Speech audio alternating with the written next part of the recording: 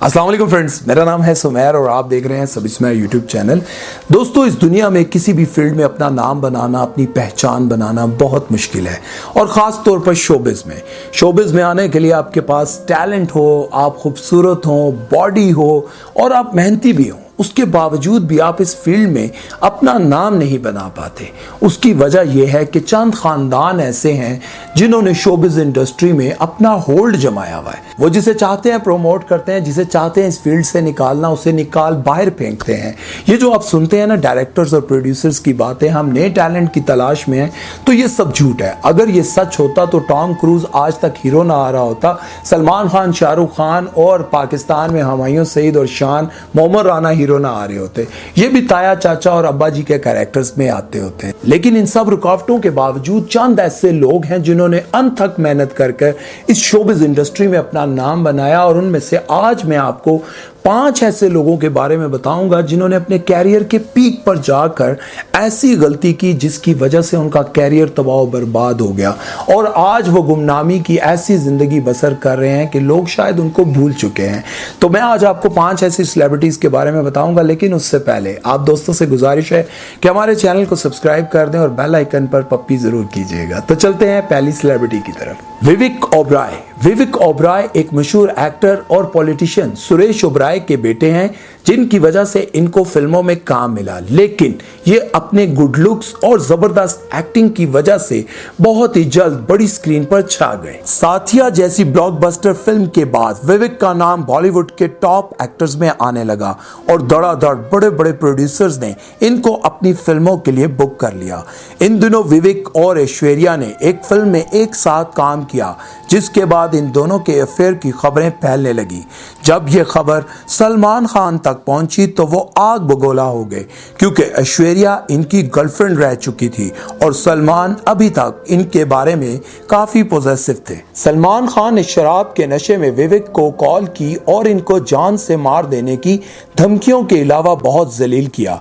अगले ही दिन विवेक ने एक प्रेस कॉन्फ्रेंस बुलवाई और खुलेआम सबको बताया कि सलमान ने मुझे फोन पर क्या कहा। विवेक को शायद लगा कि ये करने से सलमान का इमेज खराब हो जाएगा और इनके कैरियर पर काफी बुरा असर पड़ेगा, लेकिन हुआ इसके बिल्कुल उलट, क्योंकि इसके बाद तमाम प्रोड्यूसर्स ने विवेक को इन सब फिल्मों से निकाल बाहर फेंका जिनमें वो काम कर रहे थे, क्योंकि कोई भी सलमान खान को नाराज नहीं करना चाहता था। विवेक का कैरियर इस कदर बर्बाद हुआ कि इसके बाद या तो वो सिर्फ साइड रोल्स में आने लगे या फिर जिस फिल्म में वो हीरो होते वो बुरी तरह फ्लॉप हो जाती। नेक्स्ट है मंदाकिनी का शुमार 80s की टॉप की अदाकारों में होता था और फिल्म राम तेरी गंगा मैली से मशहूर होने वाली ये खूबसूरत अदाकारा अपने कैरियर के पीक पर थी। इन्होंने अपने 6 साल कैरियर में 40 से ज्यादा फिल्मों में काम किया और खास तौर पर ये अपने बोल्ड सीन्स की वजह से बहुत मशहूर थी। इनकी डिमांड बहुत ज्यादा थी और फिल्में भी इनके नाम पर बिकती थी, लेकिन फिर कुछ ऐसा हुआ कि रातों रात ही इनका जबरदस्त कैरियर चकनाचूर हो गया। दुबई में एक मैच में मंदाकिनी और दाऊद इब्राहिम को एक साथ बैठे हंसते खेलते मैच एंजॉय करते हुए लाइव टीवी पर दिखाया गया और फिर ये तस्वीर तमाम अखबारों में गर्दिश करने लगी और पूरा इंडिया इनके खिलाफ हो गया। कहा जा रहा था कि मंदाकिनी का दाऊद इब्राहिम के साथ अफेयर चल रहा है और कुछ ने तो ये भी कहा कि इनका एक बेटा भी है। पुलिस मंदाकिनी से मिलना चाहती थी, लेकिन वो इंडिया वापस ना आई। जब काफी अरसे बाद आई भी तो इनको किसी ने बॉलीवुड में काम ना दिया। इन दोनों का अफेयर इतना फेमस हुआ कि film once upon a time in Mumbai दोबारा इन्हीं दोनों पर बनाई गई। मंदाकिनी का इन सब बातों के बारे में यह कहना था कि बॉलीवुड के तमाम बड़े स्टार्स, अंडरवर्ल्ड के जितने बड़े डॉन हैं, उन सब से मिलते रहते हैं, लेकिन बदकिस्मती से मेरा मिलना सबकी नजर में आ गया। नेक्स्ट है शक्ति कपूर अपनी कॉमेडी और नेगेटिव रोल्स की वजह से बहुत मशहूर थे। जवानी से लेकर बुढ़ापे तक इन्होंने तकरीबन हर मशहूर फिल्म में काम किया।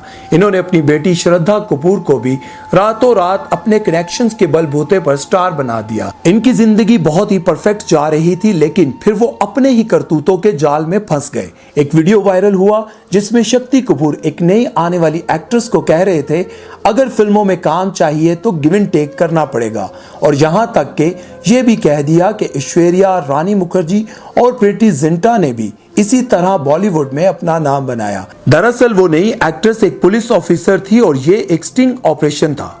इसके बाद से शक्ति कपूर का चमकता हुआ कैरियर बर्बाद हो गया। कोई भी इनके साथ काम नहीं करना चाहता था क्योंकि कोई भी इनकी वजह से अपनी रेपुटेशन खराब नहीं करना चाहता था। लेकिन शक्ति कपूर ने इस सब के बारे में बस यही कहा कि मैं बेकसूर हूं और मुझे फंसाने के लिए ये सब ड्रामा रचाया गया है। श्रद्धा ने भी यही कहा कि मेरे वालिद बिल्कुल भी ऐसे नहीं हैं, ये सब झूठ है। हालांकि वीडियो में साफ साफ सब कुछ दिखाई भी दिया जा रहा है और सुनाई भी। नेक्स्ट है ममता कुलकर्णी। ममता कुलकर्णी का शुमार 90s की बेहतरीन अदाकाराओं में होता है।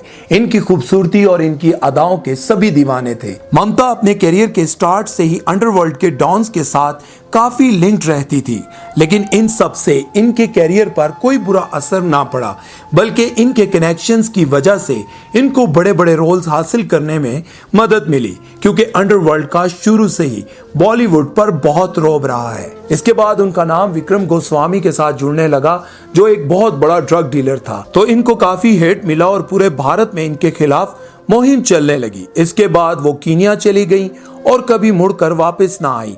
ममता ने विक्रम गोस्वामी के खातिर अपने बॉलीवुड कैरियर को खैरबाद कह दिया और दोनों ने शादी कर ली। नेक्स्ट है शाइनी आहूजा। फिल्म गैंगस्टर से मशहूर होने वाले शाइनी को रातों रात इंतहा की शोहरत मिली। ये टॉप के एक्टर्स के मद्दे मुकाबिल आ गए। इनके आगे एक आला कैरियर था और कामयाबी इनके आगे पीछे घूम रही थी, लेकिन एकदम कुछ ऐसा हुआ जिसका शाइनी ने ख्वाब में भी सोचा नहीं होगा। शाइनी पर इनकी मेड ने जिनसी ज्यादती का इल्जाम लगाया और यकदम ही इनका कैरियर दम तोड़ गया।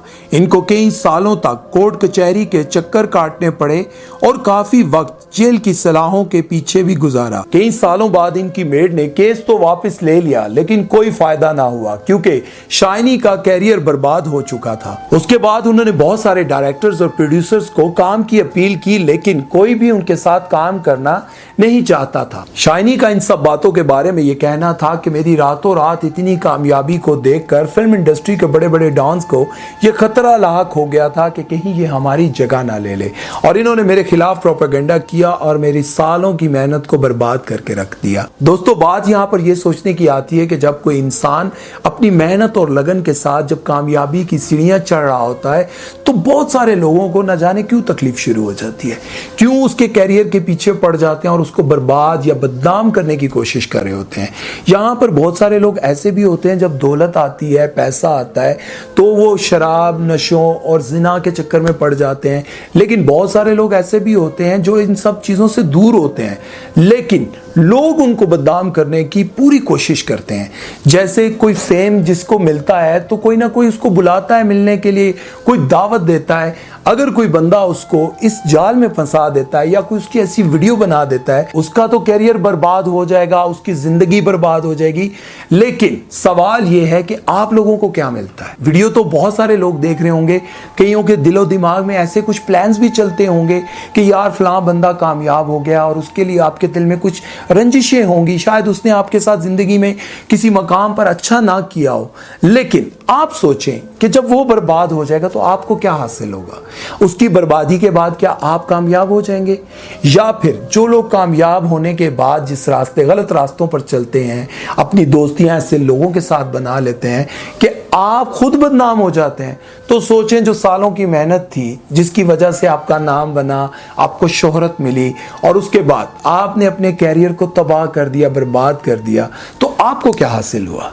और दूसरा मैसेज, जो लोग दूसरों से जलकर ये बात सोचते हैं कि अगर ये कामयाब हो गया तो मेरा नाम ख़त्म हो जाएगा, तो यार सोचें, आपने अपना वक्त गुजारा है, आपने अपना नाम बनाया है, लोग आपको जानते थे, आपने अपना टाइम पूरा किया है, अब दूसरों को भी आगे बढ़ने दें। ये पूरी दुनिया में जो भी लोग मेरी वीडियो देख रहे हैं, ये मैसेज है यार कि अगर आप लोगों ने अपना वक्त गुजारने के बाद, अपना टाइम गुजारने के बाद आप लोगों ने नाम बनाया है, तो दूसरों को भी सपोर्ट करें, उनको भी आगे आने दें। उनकी भी ज़िंदगी है, उनकी भी फैमिली है, उनके भी ख्वाब हैं।